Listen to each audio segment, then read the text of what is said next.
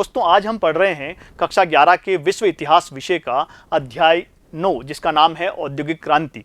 और इस भाग में यानी भाग 4 में हम बात कर रहे हैं इसकी कोयला, लोहा और कपास के बारे में।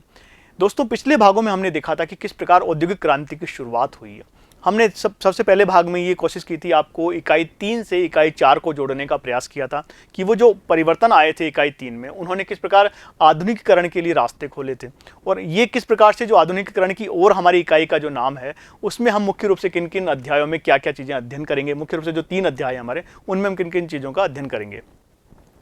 यहाँ हम देखेंगे कि आज के इस भाग में हम ये बात करेंगे कि जो लोहा उद्योग है, जो पहला चरण था, हमने देखा कि जो औद्योगिक क्रांति है उसके प्रथम चरण की शुरुआत कहाँ होती है। उसके प्रथम चरण की शुरुआत होती है इंग्लैंड में। और इंग्लैंड में जब इसके प्रथम चरण की शुरुआत होती है तो इसमें कौन कौन से महत्वपूर्ण उद्योग थे जिन्होंने महत्वपूर्ण भूमिका निभाई थी। तो इसमें हम बात करेंगे कोयला उद्योग की, लोहा उद्योग की और कपास उद्योग की। ये जो 3 उद्योग थे इन्होंने प्रथम चरण में औद्योगिक क्रांति में महत्वपूर्ण भूमिका निभाई थी। दोस्तों तो आइए शुरू करते हैं। यहाँ हमारे अध्ययन के जो प्रमुख बिंदु रहेंगे वो हैं कोयला और लोहा उद्योग। एक तो कोयला और लोहा उद्योग ये आपस में जुड़े हुए हैं दोनों।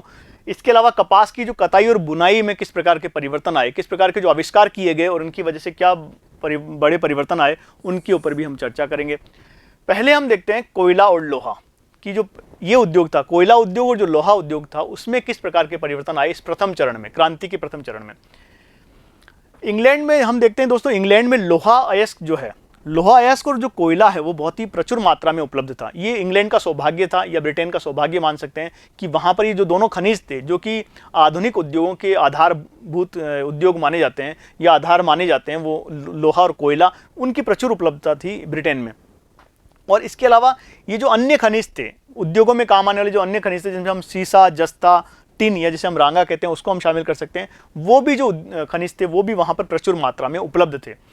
अब इसके अलावा जो एक खास बात कहती है, जो हालांकि वहाँ पर लोहा और कोयला उपलब्ध तो थे लेकिन इसमें सबसे बड़ी समस्या ये थी दोस्तों कि जो लोहा प्राप्त किया जाता था, जिस प्रक्रिया से लोहे को गलाया जाता था, उस प्रक्रिया में हमेशा लकड़ी का जो कोयला था उसका इस्तेमाल किया जाता था।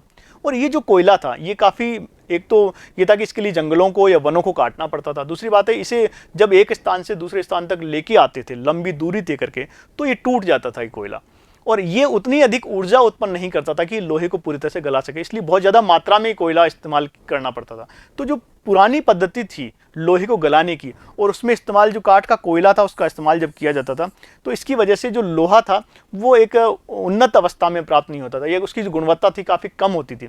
इसीलिए जो अच्छी चीज़ें थी या मशीनी उद्योग थे उनमें इसका इस्तेमाल काफ़ी सीमित मात्रा में किया। तो इस्तेमाल योग्य जो लोहे की जो कमी थी, एक तो क्योंकि उसे गलाने के लिए एक अच्छी गुणवत्ता का कोयला उपलब्ध नहीं था और मुख्य रूप से काठ के कोयले का इस्तेमाल किया जाता था। इसकी जो समस्याएं शुरुआत में थी, लेकिन इन समस्याओं का समाधान हम यहाँ कैसे देखते हैं। ये जो एक डर्बी परिवार है, डर्बी परिवार की हम यहाँ पर बात करेंगे। उससे पहले एक बार ये देख लेंगे जो लोहा उद्योग के क्षेत्र हैं या जो लोहा उत्पादन के जो क्षेत्र हैं वो कौन कौन से हैं इंग्लैंड में।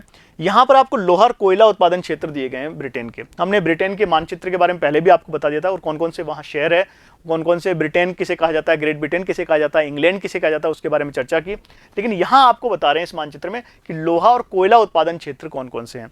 तो लोहा और कोयला उत्पादन क्षेत्रों की अगर देख सकते हैं यहाँ पर मानचित्र में आप, इसमें देखिए यहाँ पर ये लंकाशायर जगह दी गई है, इसके अलावा लीड्स यहाँ है, इसके अलावा मैनचेस्टर जो सबसे प्रमुख शहर है वो दिखाया गया है, लिवरपूल है, इसके अलावा बर्मिंघम एक प्रमुख शहर है यहाँ पर, शार्पशायर यहाँ पर आपको दिया गया है, वेल्स की बात हमने की थी वो यहाँ दिखाया गया है, और ब्रिस्टल जो जगह है वो यहाँ है, और लंदन जो कि राजधानी है वो यहाँ है। तो इस तरह से आपको लोहा और कोयला उत्पादन जो क्षेत्र है वो यहाँ दिखाए गए हैं। आपको इनके जो भौगोलिक स्थिति है इनकी उसके बारे में आपको जानकारी होनी चाहिए। ये जो मानचित्र है वो आपकी पुस्तक में भी दिया गया है, आप वहाँ से भी इसका अध्ययन करें, क्योंकि लोहा हो सकता है कि परीक्षा में आपको इस तरह के प्रश्न पूछे जाएं कि इंग्लैंड के या ब्रिटेन के प्रमुख लोहा उत्पादक क्षेत्र कौन कौन से हैं, या फिर कोयला उत्पादक जो क्षेत्र हैं वो कौन कौन से हैं, उनके बारे में बताइए। तो यहाँ ये मानचित्र में इनके बारे में आप अध्ययन कर सकते हैं। तो हम बात करते हैं कि किस प्रकार से जो प्राचीन पद्धति थी, जो पुरानी पद्धति थी लोहे को गलाने की, उसमें काठ के कोयले का इस्तेमाल किया जाता था, उसकी वजह से जो लोहा प्राप्त होता था वो उच्च गुणवत्ता का लोहा प्राप्त नहीं होता था, क्योंकि उसमें अत्यधिक ऊष्मा नहीं होती उस कोयले में। तो आगे जाके क्या किया गया, बाद में खोज हुई है, ये जो ये कोल जो है, जो एक तरह से कह सकते हैं कि पत्थर का जो कोयला है उसकी बाद में खोज हो जाती है, और उस वजह से ये जो लोहे को गलाने की जो प्रणाली है उसमें क्रांतिकारी परिवर्तन आता है। और इस पूरी प्रक्रिया में हम देखते हैं कि जो डर्बी परिवार है, ब्रिटेन का एक डर्बी परिवार है, उसकी महत्वपूर्ण भूमिका होती है लोहे को गलाने की जो तकनीक है उसकी खोज में। लोहे को गलाने की जो तकनीक है उसकी खोज एक डर्बी परिवार की भूमिका महत्वपूर्ण है। इस डर्बी परिवार में हम 3 प्रमुखों को हम शामिल कर सकते हैं। डर्बी परिवार में हम देखेंगे कि एक तो दादा है, पिता और पुत्र, ये 3 जो व्यक्ति होते हैं जिन्हें हम अब्राहम डर्बी के नाम से भी जानते हैं, या फिर इन्हें प्रथम डर्बी, द्वितीय डर्बी या तृतीय डर्बी भी कहते हैं। इनकी बहुत महत्वपूर्ण भूमिका है लोहे तकनीक, जो लोहे को गलाने की जो तकनीक है उसकी खोज करने में, उसका आविष्कार करने में इनकी बहुत महत्वपूर्ण भूमिका है। तो इन्होंने किस तरह के आविष्कार किए और किस प्रकार से पूरी जो लोहे को गलाने की जो प्रक्रिया पूरी तरह से बदल गई थी, किस तरह से क्रांतिकारी परिवर्तन वहाँ आए थे, इसका एक उदाहरण यहाँ पर है। अगर हम बात करें जो प्रथम डर्बी है, उन्होंने 709 ईस्वी में धमन भट्टी का आविष्कार किया। इन्होंने धमन भट्टी का आविष्कार किया और इसके लिए उन्होंने कोक के कोयले का इस्तेमाल किया। पहली बार कोक कोयले का उन्होंने इस्तेमाल किया, और जिसकी वजह से जो उच्च गुणवत्ता युक्त लोहा प्राप्त होना आसान हो गया था। क्योंकि जो धमन भट्टी थी ये जो थी, इसमें कोक कोयले का इस्तेमाल इससे पहले कौन से कोयले का इस्तेमाल होता था? इससे पहले हमने देखा कि काठ के कोयले का इस्तेमाल किया जाता था। काठ कोयले का इस्तेमाल इसमें किया जाता था। इसकी वजह से वो उच्च गुणवत्ता का नहीं था, ज़्यादा ऊष्मा नहीं देता था और बहुत देर तक नहीं जलता था। इसी वजह से क्या हुआ कि जब कोक कोयले का इस्तेमाल किया गया इस धमन भट्टी में, तो जो लोहा था उसे आसानी से पिघलाया जा सकता था और उच्च गुणवत्ता का लोहा उससे प्राप्त किया जा सकता था। तो इस प्रकार प्रथम डर्बी का जो आविष्कार है धमन भट्टी, वो बहुत ही महत्वपूर्ण है लोहे के लिए या लोहे के उत्पादन के लिए। दूसरी बात करें जो द्वितीय डर्बी है, यानी इनके पुत्र हैं, ये तो हैं दादा, और इनके जो पुत्र हैं वो द्वितीय डर्बी कहलाते हैं। द्वितीय डर्बी जो है उन्होंने ढलवा लोहे से पिटवा लोहे की तकनीक का विकास किया। ढलवा जो लोहा होता है उससे किस तरह से पिटवा लोहा, यानी उसे आसानी से गलाकर उसे पीट करके किसी भी तरह का आकार दिया जा सकता है, वो जो पिटवा लोहा होता था उसकी तकनीक का आविष्कार किसने किया? द्वितीय डर्बी ने उसकी तकनीक का आविष्कार किया। इसके अलावा तृतीय डर्बी जो थे, यानी इनके जो पुत्र थे, ये इनके पिता हैं और इनके जो पुत्र हैं तृतीय डर्बी कहलाते हैं, जो उन्होंने विश्व के पहले लोहे के पुल के निर्माण किया। दोस्तों, पहले लोहे के पुल का निर्माण किसने किया है?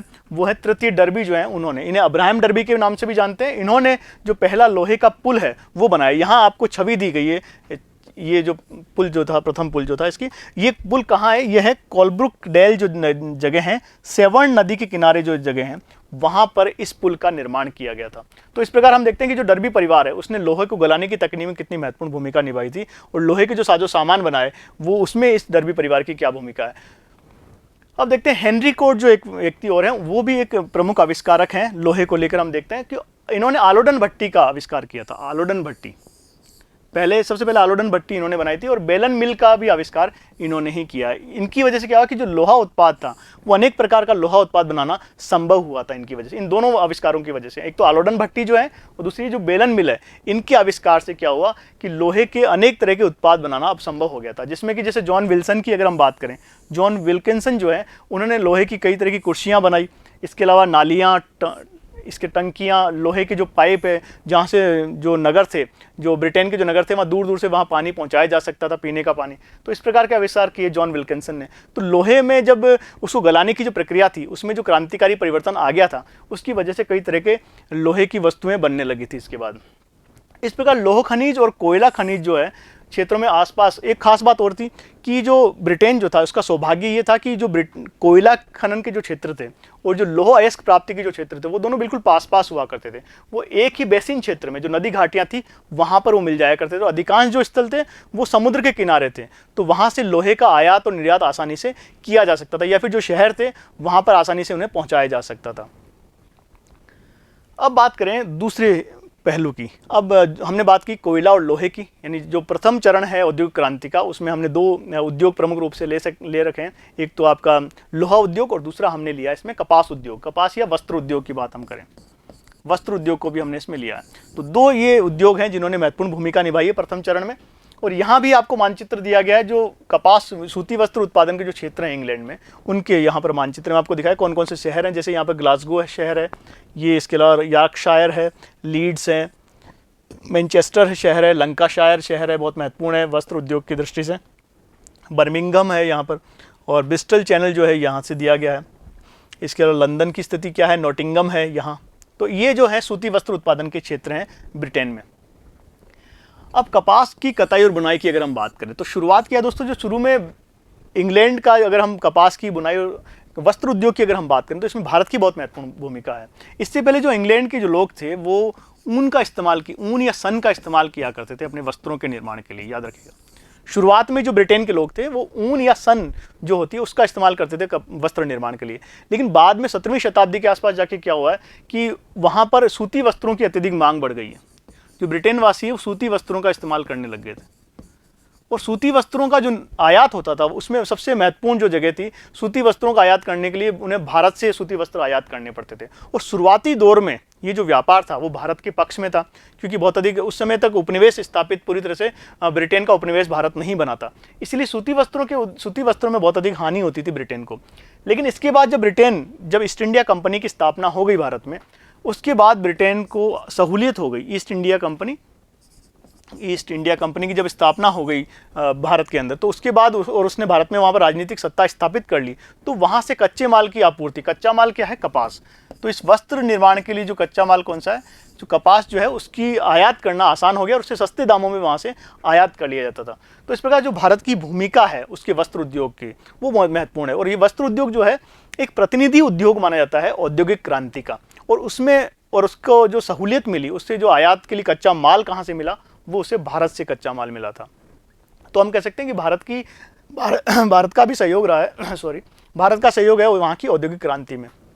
इसके अलावा अब जो कताई में क्या था दोस्तों, जो कपास जो थी उसमें पुरानी तकनीक प्रचलित हुआ करती थी। वहाँ पर कपास की जो कताई थी और बुनाई जो थी उसमें पुरानी तकनीक की कई अनेक तरह की समस्याएं थी। हम देखते हैं कि एक जो बुनकर था, अगर मान लेते हैं कि एक बुनकर जब कपड़ा बुनता था तो उसके लिए लगभग 10 काटने वाले लोग उसको चाहिए थे।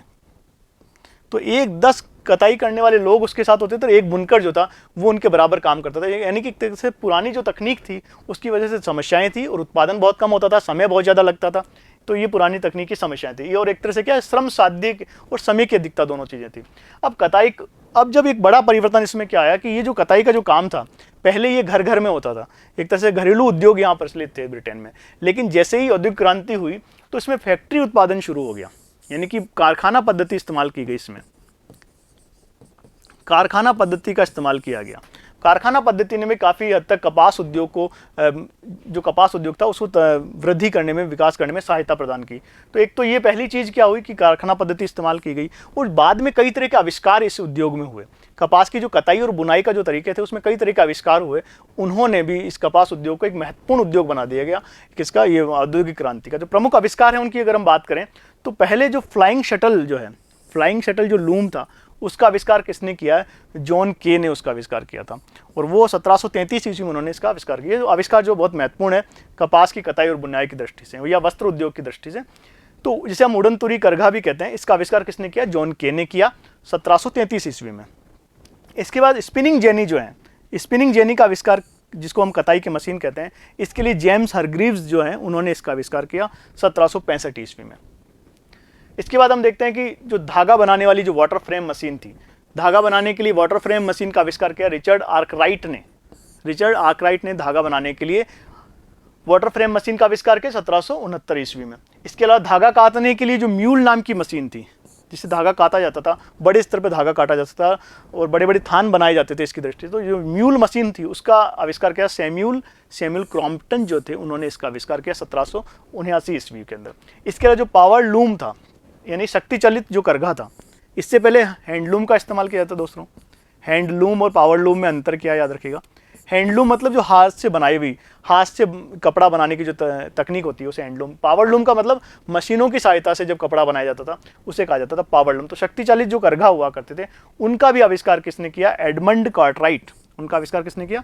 एडमंड कार्टराइट ने 1787 ईस्वी में उसका आविष्कार किया। जो मशीनें जो थी, अब मशीनों के माध्यम से कपड़े को बनाया जाने लगा। तो इस प्रकार से जो महत्वपूर्ण आविष्कार है, इन्होंने औद्योगिक क्रांति को अत्यधिक गति प्रदान की। और कपास उद्योग की अगर हम विशेषता की बात करें, जो ब्रिटेन का कपास उद्योग था उसकी खास विशेषता दोस्तों ये थी कि यहाँ जो आयात होता था, इसका जो आयात होता था, संपूर्ण आयात जो होता था वो कहाँ से? कच्चे कपास का संपूर्ण ये आयात करते थे। और ये कहाँ से करते थे? ये भारत से इस कपास का आयात करते थे। इसके अलावा जो उनके और भी औपनिवेशिक साम्राज्य था, काफ़ी बड़ा था ब्रिटेन का, तो अपने उपनिवेशों से इन्हें काफ़ी मात्रा में कच्चा माल मिल जाता था, तो वहाँ से ही आयात करते थे। और जो तैयार माल था उसका अधिकांश भाग जो थे ये लोग क्या करते? निर्यात करते थे। तो इस प्रकार हम देखते हैं कि उनको इसमें लाभ होता था।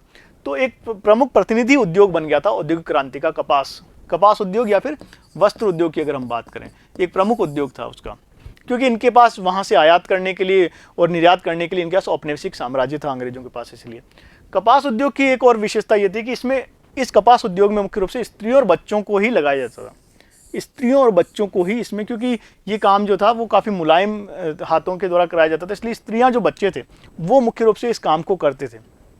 और बाद में जाके जो इनकी स्थितियां हैं उनके ऊपर भी हम चर्चा करेंगे, किस प्रकार से स्त्रियों और बच्चों की जो स्थितियां थी काम के दौरान, वो किस तरह की भयावह स्थितियां वहाँ थी और उनको लेकर बाद में सरकारों को कानून भी बनाने पड़े, उसके ऊपर भी हम इसके बारे में चर्चा करेंगे। तो दोस्तों, आज के इस भाग में हमने बात की कि किस प्रकार से दो प्रमुख उद्योग जो थे, जिसको हम कोयला और लोहा उद्योग तथा वस्त्र उद्योग जो थे, उन्होंने किस प्रकार प्रथम चरण जो था औद्योगिक क्रांति का जो ब्रिटेन में संपन्न हुआ उसमें महत्वपूर्ण भूमिका निभाई और उसमें कौन कौन से आविष्कार हुए उनके ऊपर हमने आज चर्चा की। आगे के भाग में हम बात करेंगे जो नहरें हैं और जो रेलें हैं उनके विकास ने किस प्रकार औद्योगिक क्रांति को गति दी। तब तक के लिए धन्यवाद।